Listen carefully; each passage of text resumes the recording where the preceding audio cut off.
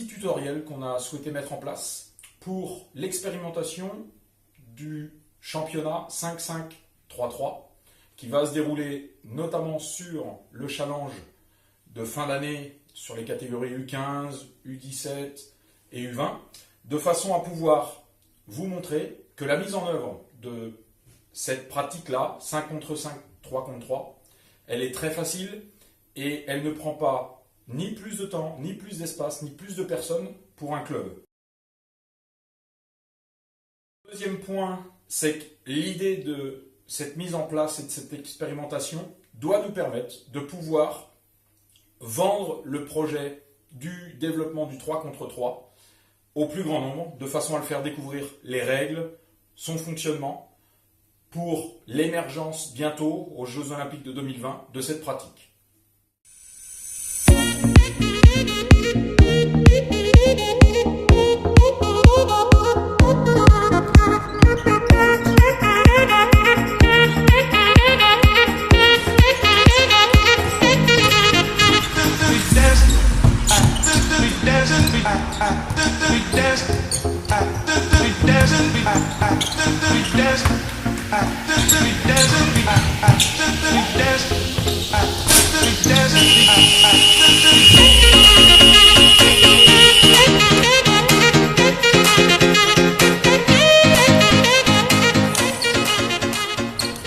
Voilà, donc là vous venez de finir votre match de 5-5.